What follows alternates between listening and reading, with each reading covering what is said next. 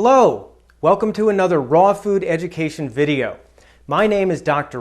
Dina, and in the last episode, I collected my urine for 24 hours so I could analyze the pH of it while I was eating only oranges. I consumed oranges for half a day, then started collecting my urine, and then over the next 24 hours, while I continued to consume only oranges, I got my 24-hour urine sample. And I wanted to combat a common myth out there, which I think I did a pretty good job of for those of you interested in watching that video who haven't already seen it. I thought it would also be interesting to see what kind of nutrient profile I got only eating oranges. And that's the purpose of this presentation and the next one coming up. So this is part one. So what I did is I looked at a day's worth of oranges, because on that first day I consumed 24 oranges, 6 oranges at a time over 4 times. But then I thought it would be interesting to also add some vegetables to the mix and also add a few seeds and 1 nut to see what happens with the mix there as well. So what I did is I took those 24 oranges that I ate the first day and did a nutrient profile. Not every nutrient out there, but some, okay, note here, some of the key nutrients. I looked at these things here as well as another set that we're going to look at in part 2.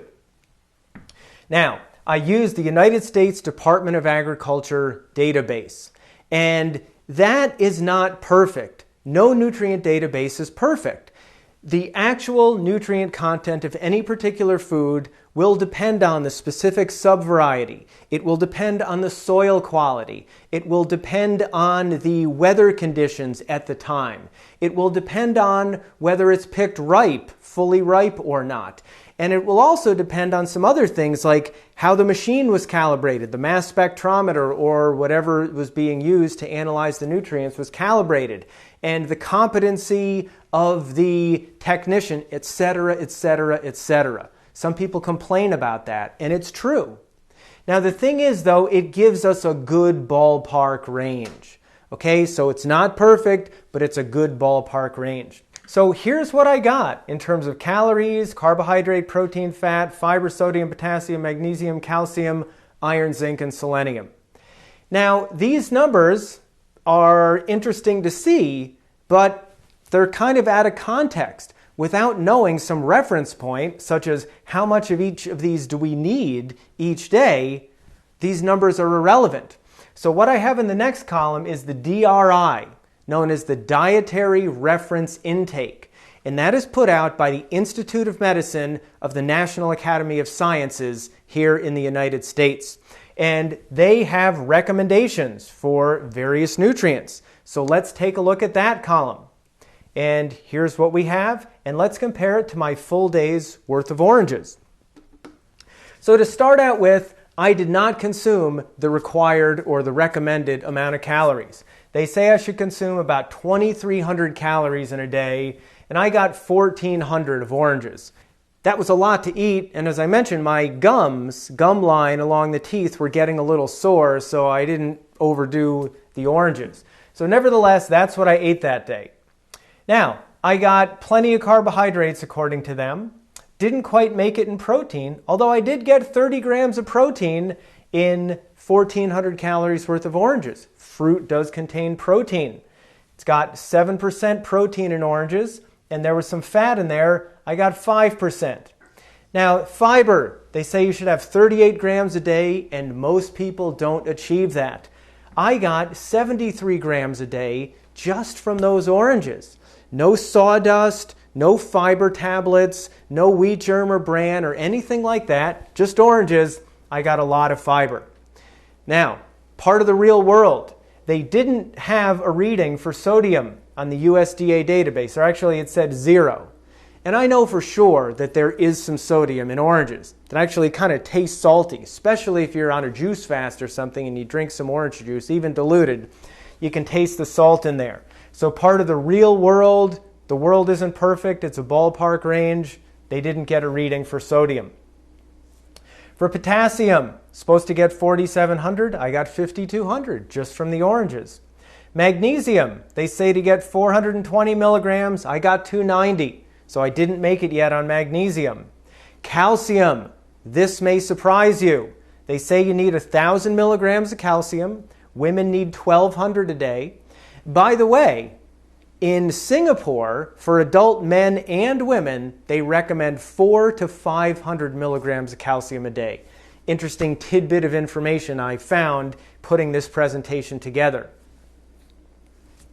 If you're not doing things as acid forming as most people do, you don't need as much calcium to buffer the acidity. Therefore, more calcium can be utilized toward your bones. So in any case, even with these higher standards than some other countries in the world, I got almost 1,200 milligrams of calcium from 1,400 calories worth of oranges. Isn't that cool? Now, there are a few fruits out there, like oranges, that are very high in calcium.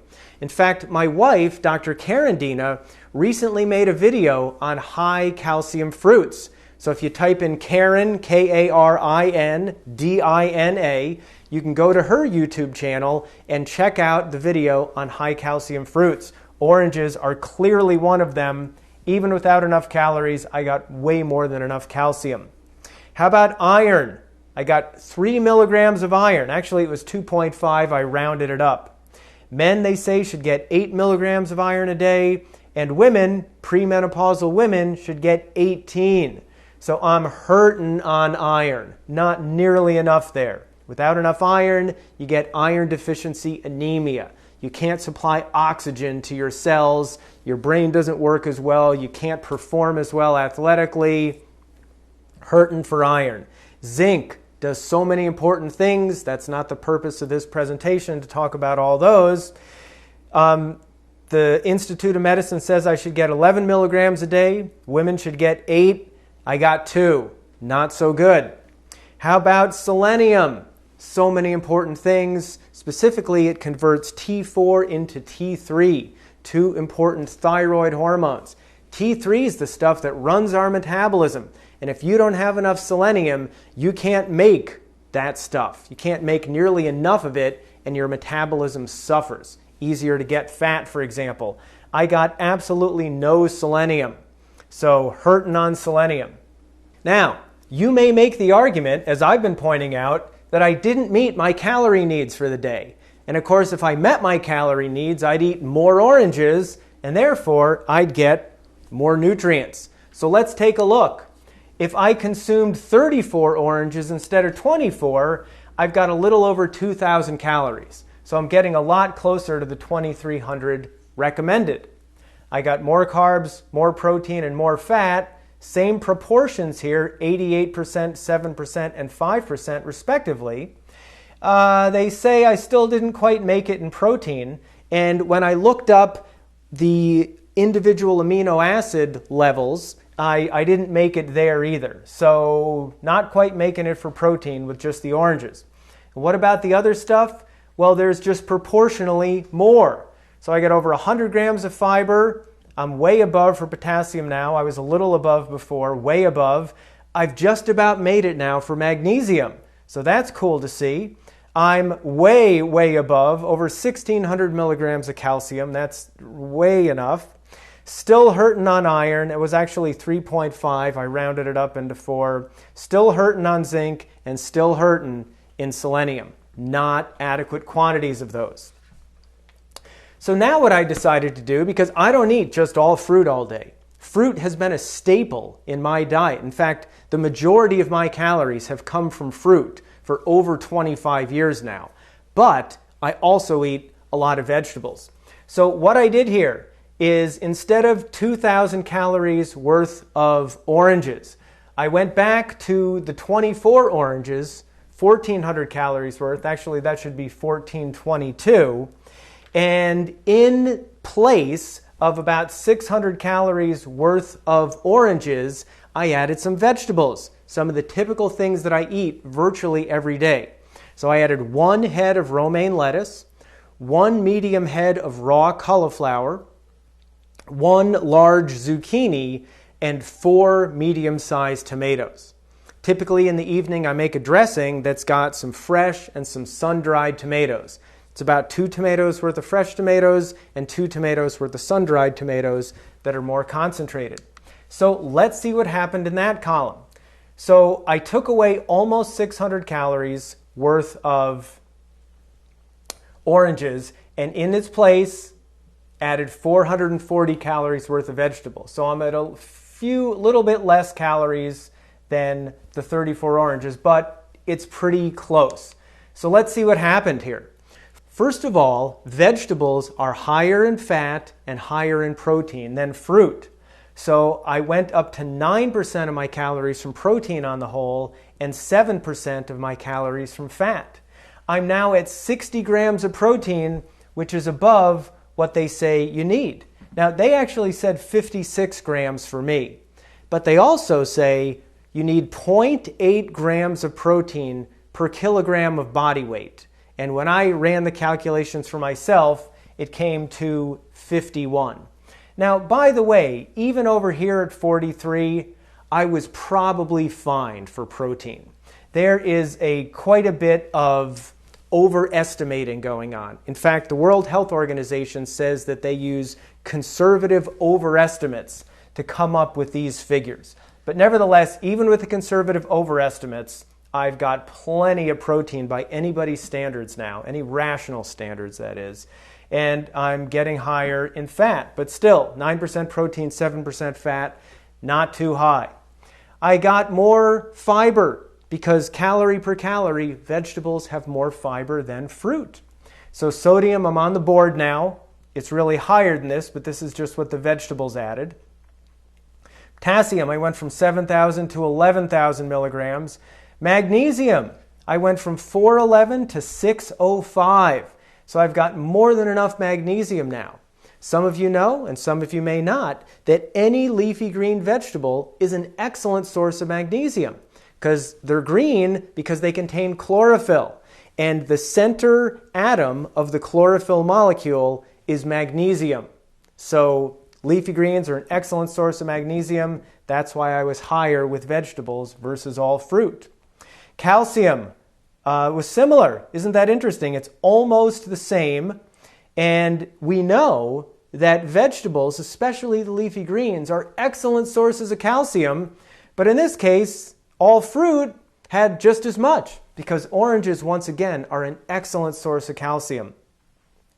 Iron, I went from 4 or 3.5 up to 14. So I quadrupled my iron by adding vegetables instead of fruit. Not even the full amount of calories worth of vegetables compared to the amount of calories I took away from fruit. So I'm good because I'm male, so I'm at 8, or they suggest 8, I'm at 14. Not quite there yet for a woman, but very, very solid. Huge difference in iron. Now for zinc, I'm getting closer. If I were a woman, I'd just about be there. Because I'm a man, I need 11 milligrams, they say, but at least I'm at 7. I'm getting a lot closer, over double compared to just eating fruit. So some of those vegetables are really good sources of zinc. Now, with selenium, I'm also still lacking, but at least I'm on the map with selenium. Because for a lot of these really important minerals, vegetables are a far better source of these than fruit is. So now instead of substituting, in the next few columns, I'm going to make some additions. So in this column, I'm going to add some chia seeds, about 3 tablespoons of chia seeds. And that's something I might typically put in my tomato-based salad dressing in the evening. I've got some fresh tomatoes, some sun-dried tomatoes, and I add some chia seeds in there. And I blend that all up, and the chia makes it really thick and rich and creamy, kind of more like tomato paste than tomato sauce. And it adds a real smoothness and kind of lusciousness, if you will, to my gigantic salad. So when we add some chia seeds now, I'm adding 138 calories worth of chia seeds. I've gone up in protein, and I've gone up quite a bit in fat, as you might guess. So my macronutrient profile is now 80-10-10. And of course, those numbers sound familiar to a lot of you out there. My fiber's gone up by 9 grams. My sodium's gone up a little bit, potassium's about the same. Look at that, I got almost 100 more milligrams of magnesium from 138 calories worth of chia seeds. I went up quite a bit in calcium, about 180 milligrams of calcium from 138 calories of chia. We were great in calcium already because orange was our foundation. But if you eat some other fruits that aren't nearly as high in calcium, which most of them aren't, then you can see how the vegetables, and in this case the chia seeds, can really crank up your calcium to an excellent level. Iron, I'm now at 17. So you've just about made it for women. I've got double what I need as a man. The zinc went up a little bit, so that's good. I'm getting closer to my zinc. And I got some more selenium from the chia seeds. So let's make another addition. I'm going to add 103 calories worth of sesame seeds. Occasionally, I eat some sesame seeds. I either add those to the blender to make the dressing, salad dressing, a little bit thicker, give it a nice flavor, or sometimes I mix up some sesame tahini and a little lemon juice and a little tad bit of miso. Don't want to get too much salt, but adds just a little bit of flavor. So let's see what happens when I added about 100 calories worth of sesame seeds. Well, now I'm up to 13% fat, at 10% protein still, and 77% carbohydrates. Fiber went up a little bit. Sodium's about the same. Potassium is about the same. Magnesium, I got 64 more milligrams of magnesium. I got almost 200 more milligrams worth of calcium. Some of you have heard that sesame seeds are an excellent source of calcium, and that's absolutely true. Almost 200 milligrams of calcium from 100 calories worth of sesame seeds. That's very solid. Iron, everybody's covered for iron now. I've got 19 milligrams. I went up in zinc. I'm at almost 10. 11 is what's recommended, so I'm pretty darn close on zinc now. Women are fine. And I've gone up a little bit more in selenium. Now I've got 29 micrograms. I'm over halfway there. So these seeds are coming in really handy, not using huge amounts of them, and my fat overall still pretty darn low. Now what I'm going to do next is add one more thing to take care of the selenium issue. And I'll bet some of you know what's coming up. So what I'm going to do here is I'm going to eliminate the orange column of 24 oranges and shift this all over to the left so I can get another column here for my new addition. That new addition is going to be one Brazil nut. One nut, 133 calories. So I've added a little bit of fat. Now I'm up to 2136 calories. Still not quite what they recommend, but I'm getting closer. I've now got 76% carbohydrate, 10% protein, and 14% fat. Fiber, sodium, potassium, good. Magnesium went up a little bit. Calcium, negligible difference. Iron, negligible difference. Zinc, got a little bit more zinc. I'm just about at 10 now. I'm closer on zinc. I'm probably covered. And look at that. I've got over double the selenium that I need. In fact, one Brazil nut by itself has almost 2 days worth of selenium. So, what is the take-home for this presentation?